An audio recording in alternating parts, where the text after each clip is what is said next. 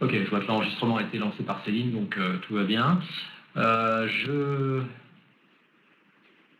me présente pour ceux qui n'ont pas eu l'occasion déjà de suivre un certain nombre de webinars. Mon nom est Gallois, je suis l'un des associés de Pacte Conseil, et à ce titre-là, je travaille moi, sur deux thèmes principalement.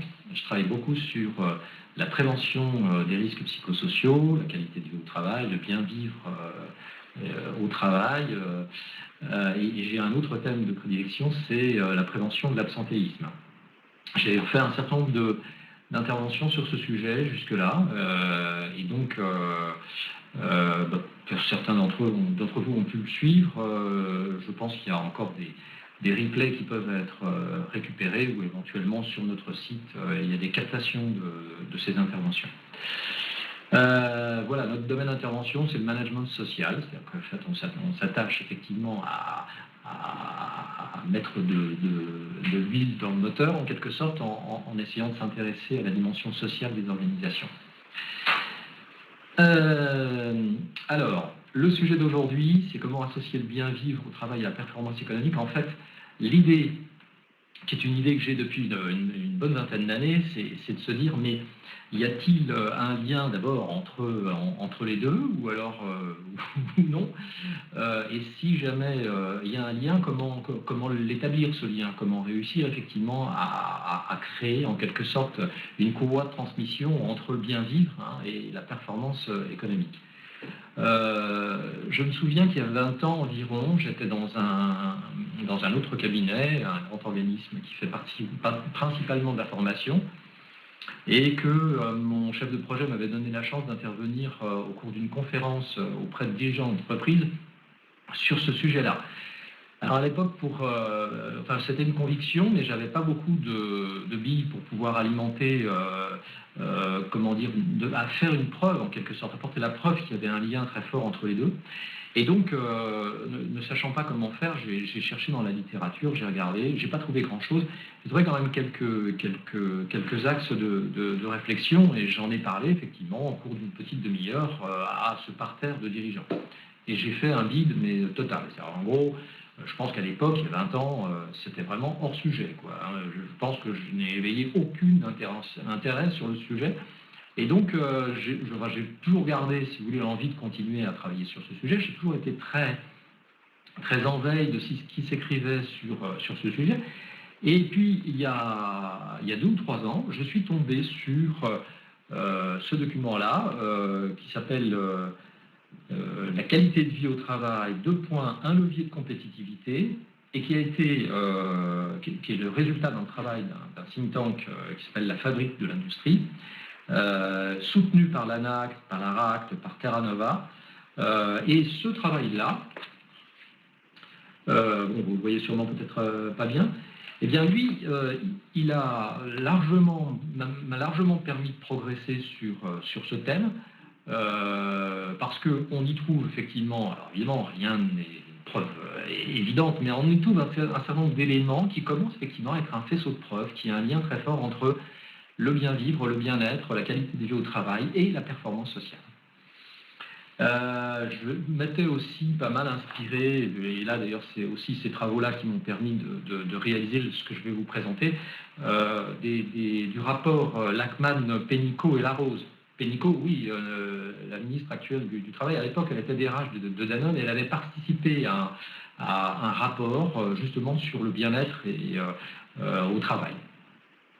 Depuis, il y a quand même un certain nombre de grandes entreprises, très grandes entreprises, ou même de petites ou de moyennes, qui font la preuve que, en faisant un peu d'investissement sur le bien vivre, on obtient effectivement des résultats parfois spectaculaires. Alors, pour démarrer, je vais vous présenter, ce que je vais vous proposer, c'est de démarrer, si vous voulez, sur un questionnaire sur le sujet. Et donc, je vais vous poser une première question. Merci d'y répondre. Selon une étude Gallup de 2013, quel gain de profitabilité observe-t-on dans les entreprises les plus engagées dans la qualité de vie au travail? Est-ce que c'est plus 17% de productivité? Est-ce que c'est plus 22% de productivité? Ou est-ce que c'est plus de profitabilité, pardon, je me trompe, ou est-ce que c'est plus 26%? D'après vous? Alors, j'ai 22, 22, 22, 22, 17, 26. Ok. Alors, bon, évidemment, c'est peut-être un peu les devinettes pour certains, à moins qu'il y en ait quelques-uns qui aient lu le rapport. Et effectivement, il y en a qui ont dû lire le rapport ou alors qui connaissent effectivement, enfin qui situent à peu près les choses, c'est 22%. Bon, 26, ça pouvait paraître un peu excessif. J'ai mis un chiffre un peu entre les deux, histoire d'animer la réflexion. En fait, aujourd'hui, enfin, l'étude avait travaillé de la façon suivante. Elle s'est interrogée sur, alors au total, 192 organisations de secteurs assez variés, hein, c'est ce qui est dans le commentaire. Et elle a regardé effectivement le premier et le dernier quartile, sous-entendu les 25% d'entreprises les plus engagées dans la QVT et les 25% des entreprises les moins engagées. Et là, on observe effectivement qu'en termes de profitabilité, celles qui sont les plus engagées ont un niveau de 22% supérieur à celles qui sont les moins engagées. Cette profitabilité est portée par une productivité qui est de l'ordre de plus 21%. Il y a un lien très fort entre productivité et profitabilité. Et donc, on voit bien que la QVT, là, a un effet quand même assez notoire. Cette première partie de l'étude est assez éloquente. Deuxième question, puisque vous êtes joueur. Selon toujours la même étude, quel écart de taux d'absentéisme observe-t-on dans les entreprises engagées dans la qualité de vie des entreprises? Est-ce que c'est moins 5% d'absentéisme? Est-ce que c'est moins 12% d'absentéisme? Est-ce que c'est moins 37% d'absentéisme? Voilà. Alors, 37, 12. Ok, 12. Alors, je vois que ça, en dehors de quelques personnes effectivement qui tentent le 37, la plupart d'entre vous pensent que c'est 12%, et ça vous paraîtrait déjà spectaculaire. Ça voudrait dire que si on a 10% d'absentéisme, effectivement, cet absentéisme tombe, je dirais, à 8,5 ou 8,8% d'absentéisme. Eh bien non, c'est 37%, figurez-vous. C'est-à-dire qu'en fait, là, c'est encore plus spectaculaire que... D'ailleurs, ça explique peut-être une partie de la profitabilité dont on parlait tout à l'heure. 37%, ça veut dire que, en gros, un arrêt sur 3 ça représente à peu près un arrêt sur 3. Et donc là aussi, dans les 25% des entreprises les plus engagées, on obtient un ratio de moins 37% sur l'absentéisme. Alors écoutez bien, c'est encore plus spectaculaire parce que l'incidence est encore plus forte sur les accidents de travail. Ces entreprises très engagées dans la qualité de vie du travail ont évidemment probablement des politiques de prévention de santé et de la sécurité qui sont importantes. Et donc là, c'est moins 48% d'accidents de travail pour les entreprises les plus engagées. Donc c'est quelque chose de tout à fait étonnant. Okay. Allez, troisième question, et on finira là-dessus. Alors, quels sont les 3 grands facteurs de l'attachement et de l'identification à l'entreprise? Est-ce que c'est plutôt la reconnaissance, le sens et l'autonomie?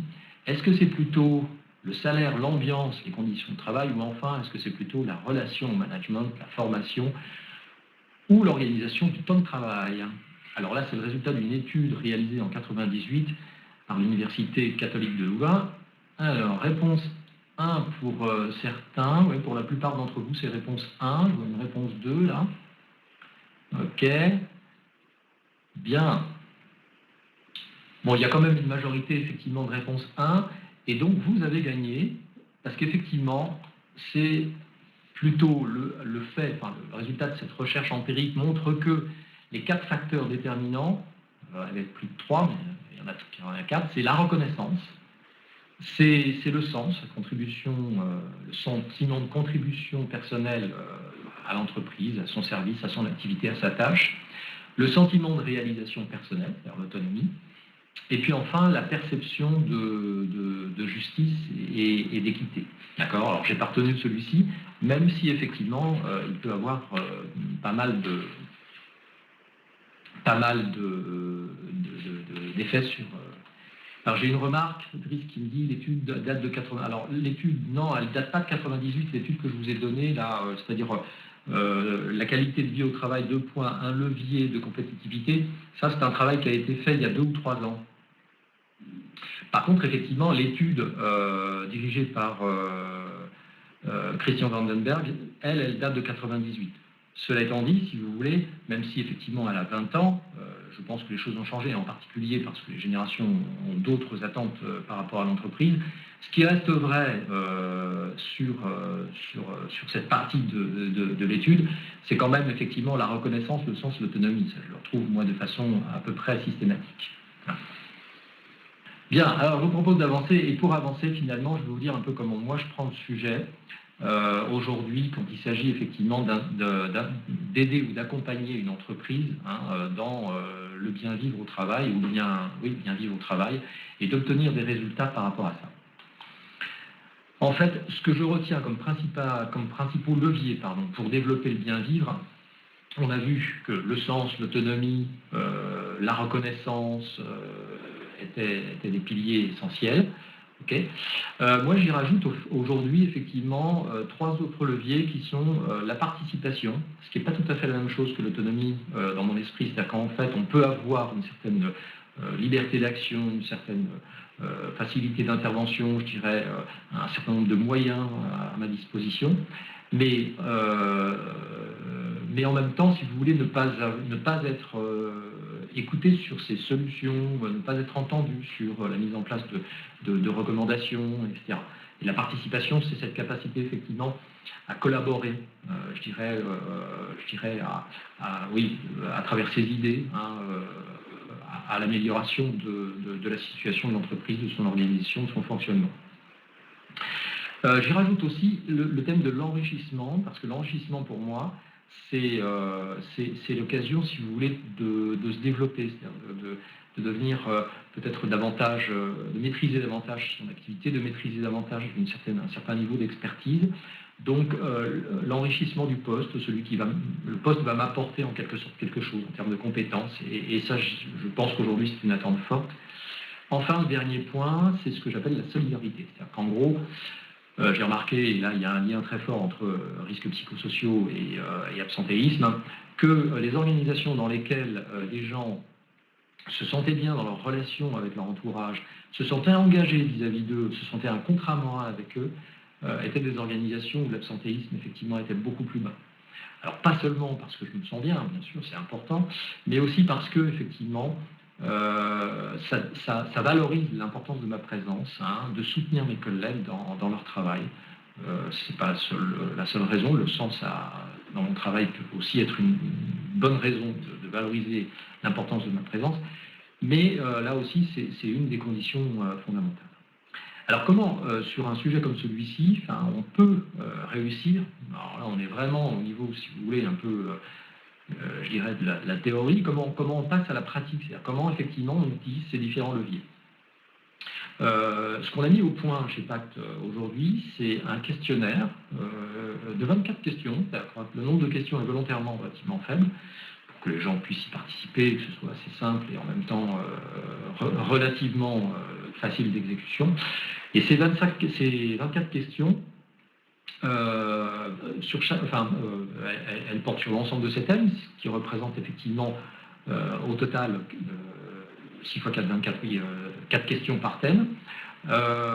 Et elles peuvent être administrées, si vous voulez, de 2 façons différentes. Alors, première façon, je recommande parce qu'elle est facile et en même temps extrêmement pertinente, c'est de faire travailler, si vous voulez, les managers sur ce questionnaire, de leur faire réaliser ce questionnaire et ensuite, à partir des résultats que les managers ont apportés, de faire un travail effectivement sur ce qu'il faut améliorer en matière de sens, en matière d'autonomie, d'enrichissement, de solidarité ou autre. Deuxième solution, c'est celle de faire passer ce questionnaire à l'ensemble des collaborateurs de l'entreprise. Et là aussi, de mesurer en quoi, si vous voulez, on doit progresser et sur quel thème il faut progresser en priorité. Okay. Alors moi, ce que je veux vous présenter là, c'est la démarche quand elle s'appuie, sur la première version, quand elle s'appuie uniquement sur les managers. Et concrètement, qu'est-ce que ça donne? Alors concrètement, je vais vous présenter, alors évidemment, je ne vais pas vous donner le questionnaire, mais je vais vous donner quand même quelques exemples de questions. Et voilà un premier exemple de question, si vous voulez, sur le sens. Sur le sens qu'on cherche à mesurer, c'est le sentiment de contribution personnelle au projet de l'entreprise, au projet du service, voilà, au projet de l'unité dans lequel je travaille. Et là, à titre d'exemple, voilà, la question 3 parmi les 4 qui sont là, c'est au moins une fois par an, moi manager, j'explique à mon équipe ou à certains des membres de mon équipe les orientations stratégiques de l'entreprise ou du service. Est-ce que c'est systématiquement, est-ce que c'est souvent, parfois, jamais? Voilà, le genre de question qui me permet effectivement de coter en quelque sorte, en partie, mais pas en totalité, mais de coter effectivement la question sur le sens. Même chose, l'autonomie, ce qu'on cherche, c'est le degré d'initiative personnelle dans l'exécution du travail. Question qu'on pose au manager, au cours de l'année écoulée, j'ai délégué certaines de mes tâches, responsabilités à une ou plusieurs de mes collaborateurs, collaboratrices. Donc là, pour le coup, oui, non, est-ce que ça a été le cas?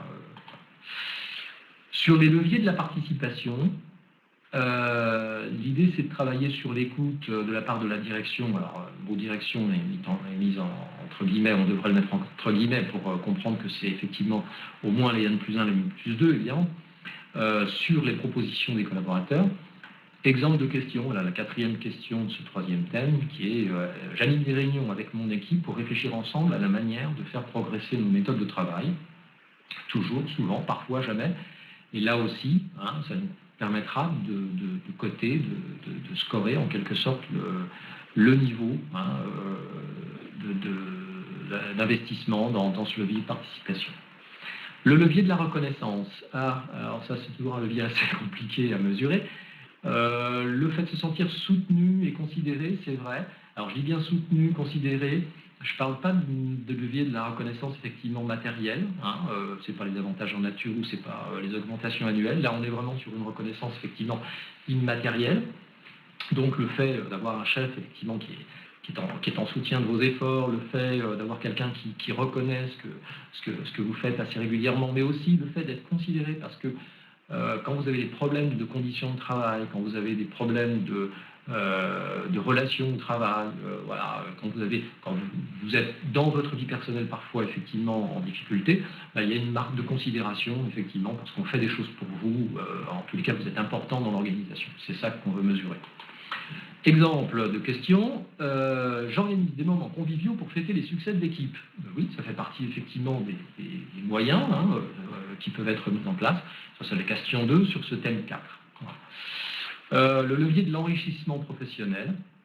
Donc là, on cherche surtout à mesurer la réponse aux besoins des collaborateurs qui va leur permettre d'atteindre leurs objectifs, à travers de la formation, à travers les moyens matériels, les moyens humains, mais aussi à travers des échanges, à travers du recueil d'informations, à travers la participation à des salons ou autre chose.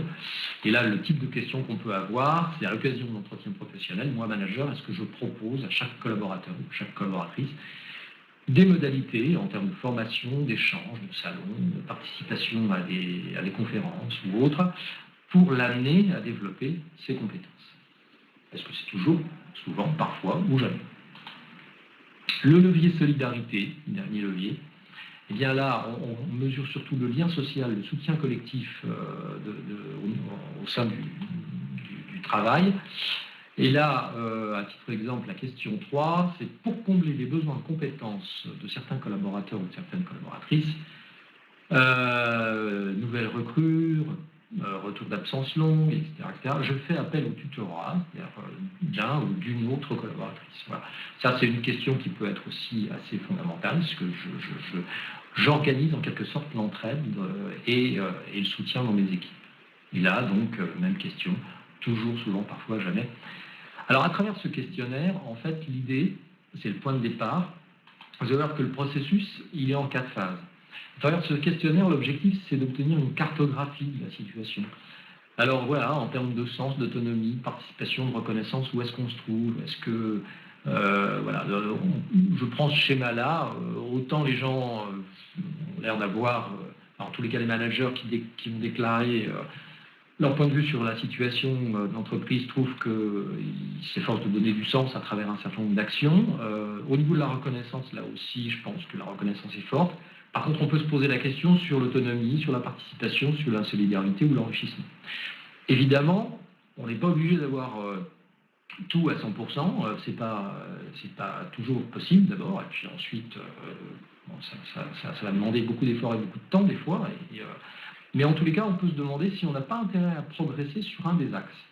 Et en particulier, voilà, dans cette organisation, l'idée de développer l'autonomie et la participation était une priorité pour eux. Donc en fait, voilà, ça a été effectivement là-dessus qu'ils ont investi. Donc le premier temps de la démarche consiste effectivement à faire une préévaluation à travers un questionnaire, à travers le questionnaire que je vous ai présenté. Une fois qu'on a fait ce travail-là,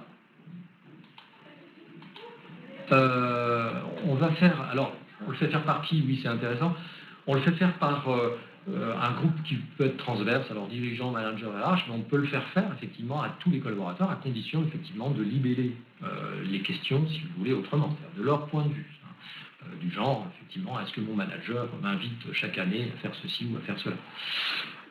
Et puis, on peut, à partir de là, établir un certain nombre de constats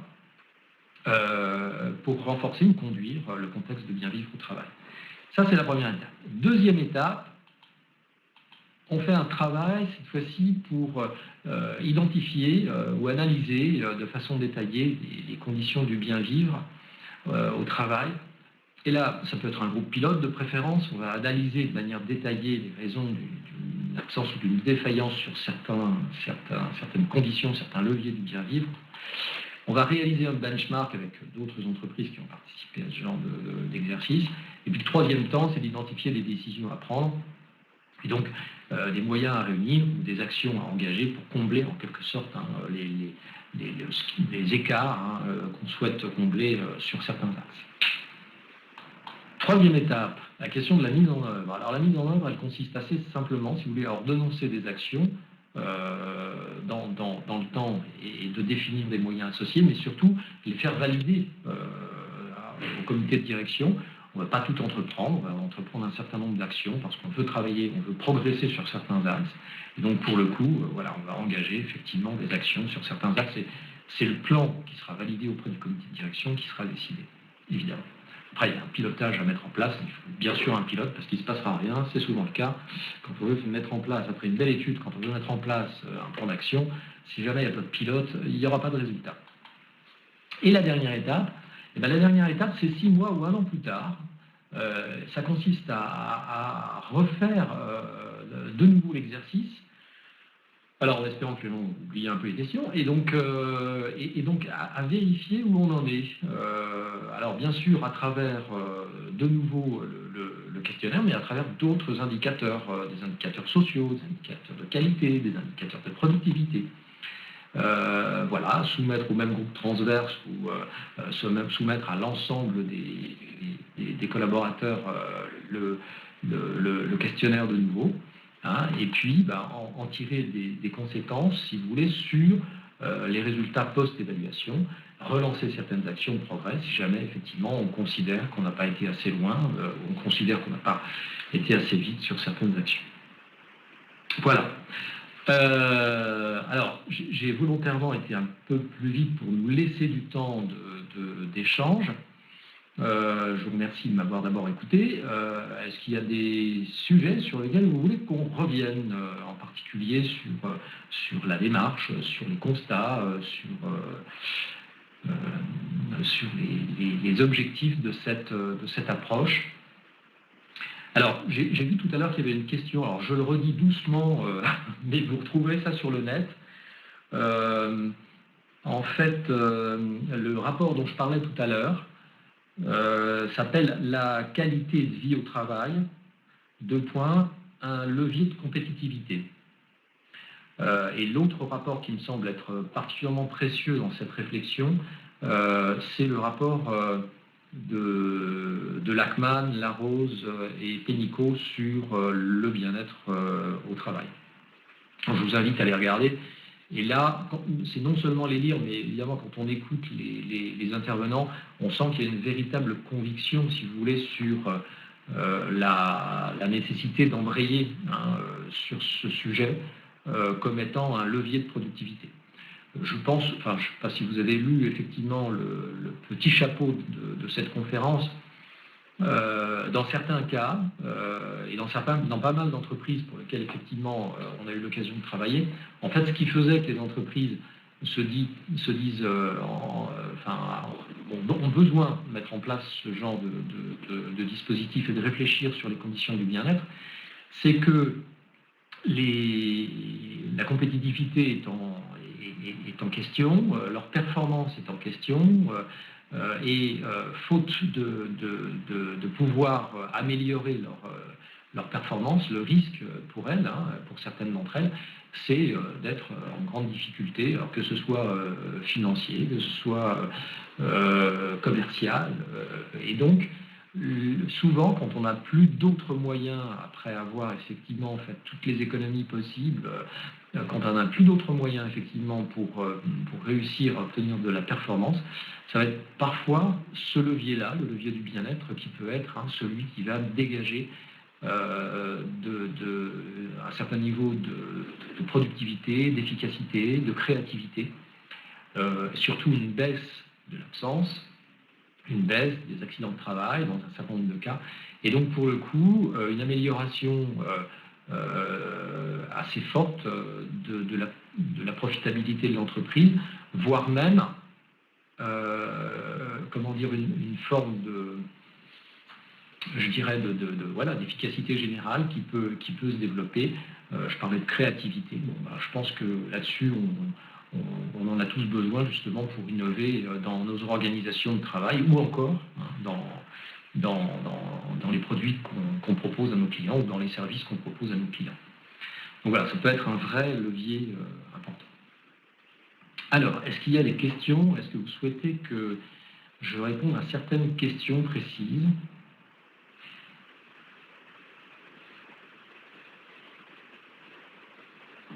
Je ne vois rien apparaître, mais attendez, on est au début.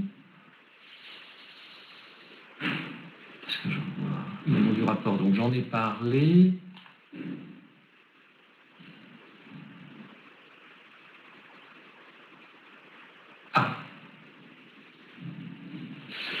Oui, alors un cas client, justement, je faisais référence à un client là, tout à l'heure. Là, il s'agit d'une entreprise, alors c'est de la distribution, mais de la distribution, je dirais, de produits de jardinage, et dans un contexte assez concurrentiel, finalement. Et donc la question était posée de savoir effectivement comment lever comment développer de l'efficacité, de la productivité à travers des actions concrètes. Et donc la logique justement qui est la nôtre de développer par le management social, elle s'est expérimentée, si vous voulez, à travers cet outil. Alors j'ai un autre cas qui est plus dans un domaine hospitalier, où là la réflexion a été portée autour du bien-être au travail, et en particulier effectivement, mais pas tant en termes de productivité ou d'efficacité, mais plus en termes, je dirais, de baisse de l'absentéisme. C'était la problématique principale dans ce contexte-là. Comment faire baisser l'absence, et en l'occurrence, l'idée c'était de développer effectivement des axes de bien-être du travail. C'est pour ça que je vous parlais tout à l'heure de solidarité. Et c'est pour ça que je vous parlais de sens, parce qu'en fait, c'était surtout autour de ça que portait la question. Le troisième, c'est plus une action en cours. Là, on est plus dans le domaine de l'assurance. Et donc, là aussi, la question, elle tourne beaucoup autour de voilà, l'importance oui, l'importance que chacun se fait de sa présence, et de sa contribution dans l'entreprise. Donc là aussi, on va retrouver des questions, des leviers, parmi les 6 leviers que j'ai évoqués, qui peuvent être tout à fait utiles. Donc voilà 3 expériences auxquelles je pense qui peuvent être utiles. Y a-t-il d'autres questions? Je redescends.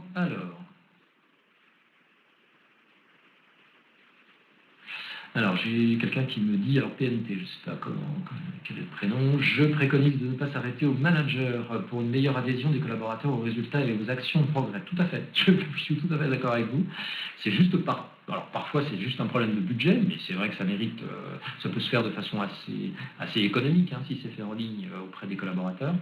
Parfois c'est juste un problème aussi je dirais Alors, il y a une certaine pudeur de certaines entreprises, effectivement, à mettre mettre au clair toutes ces questions devant l'ensemble des collaborateurs. Donc si l'entreprise n'a pas l'habitude de faire ce type de présentation, c'est sûr que si elle part de loin, ça peut être un peu difficile de passer de tout à rien, enfin plutôt de rien à tout. Hein, et donc, des fois, il y a une difficulté. Si vous voulez. Donc, le passage par les managers peut être un moyen de transition avant d'aller vers une démarche qui intégrerait l'ensemble des collaborateurs. Jean-François, alors la perception de la QVT a aussi une dimension très individuelle, qu'en pensez-vous? Oui, alors bien sûr, on sait que le stress, c'est un problème de perception, hein, ça va de soi, mais il y a des éléments de contexte et des éléments collectifs qui pèsent quand même beaucoup là-dessus. Ma perception, elle est quand même aussi un peu fondée sur la réalité, et pas seulement effectivement parce que je pense que je suis dans un contexte hostile.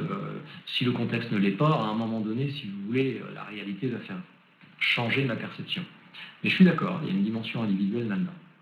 Ce qui fait que d'ailleurs, quand on fait passer le questionnaire à l'ensemble des collaborateurs, on risque d'avoir des écarts types très forts. C'est-à-dire, il y a des gens dans une même équipe qui peuvent très bien considérer effectivement que, j'en sais rien, moi, l'autonomie est très faible, alors que tous les autres pensent le contraire et qu'ils ont pourtant le même métier, que certains trouvent que la solidarité c'est nul et que pour le coup, et pour autant, les autres pensent le contraire. Donc, vous avez raison, il faut travailler sur des médianes ou sur des moyennes. Et Marion pose la question, utilisez-vous d'autres outils que le questionnaire pour faire une évaluation de la réalité? Oui, alors on peut faire un travail à peu près équivalent, si vous voulez, par entretien ou par groupe focus group. On a cette possibilité-là. Ça a un certain intérêt, alors, et ça a ses limites. Hein, c'est-à-dire qu'en fait, là aussi, alors on est moins dans le quantitatif, on est plus dans le qualitatif, mais on a des risques de biais. Donc, on peut peut-être parfois mixer les deux, c'est-à-dire qu'avoir un départ avec un questionnaire, mais ensuite effectivement le valider de façon plus qualitative à travers quelques entretiens ou à travers quelques groupes focus qui partent d'ailleurs de la présentation des résultats du questionnaire, peut être un excellent moyen, si vous voulez, pour avoir une étude vraiment de très bonne qualité. Encore une fois, évidemment, il faut être exhaustif, il faut être assez précis. Mais je me méfie d'être parfaitement représentatif. On peut très bien, à travers une vision parfois un peu floue de la situation, mais quand même relativement, avec des tendances assez marquées, se dire qu'on peut faire des choses. Hein. Donc, alors une autre question. Les collaborateurs sont force de proposition et les associés est simplement essentiel, d'accord, mais un peu de résultats si le management n'est pas convaincu, y compris le management intermédiaire. Oui, alors, c'est d'ailleurs, ça montre bien, si vous voulez, qu'il n'y a pas de bonne solution. C'est vrai que la remarque qui était faite tout à l'heure, c'était que c'était très important que les collaborateurs y participent parce que leur adhésion était fondamentale, mais j'aurais tendance à dire, c'est encore plus important que les managers y participent parce que leur collaboration et leur adhésion, elle est indispensable. Quoi. On ne fera rien sans. Alors encore plus si on fait cette démarche en passant par les collaborateurs sans avoir pris le soin effectivement de le présenter, d'y associer les managers avant. Et alors Benjamin dit, dans le domaine du soin, comment concilier autonomie des soignants avec la question de la responsabilité médicale et la nécessaire existence de protocoles de soins. Alors, je ne suis pas un spécialiste du contexte, mais je pense que tout peut être débattu. Et même si il y a des règles, évidemment, et des limites, là on voit effectivement la gravité de prendre des décisions, si vous voulez, de façon totalement autonome. Il y a quand même des choses sur lesquelles on pourrait envisager effectivement peut-être un peu plus de latitude. Bon, alors ça nécessite sûrement de la formation, ça nécessite sûrement de l'accompagnement, ça nécessite sûrement effectivement du soutien de la part du corps médical ou de la part de l'institution.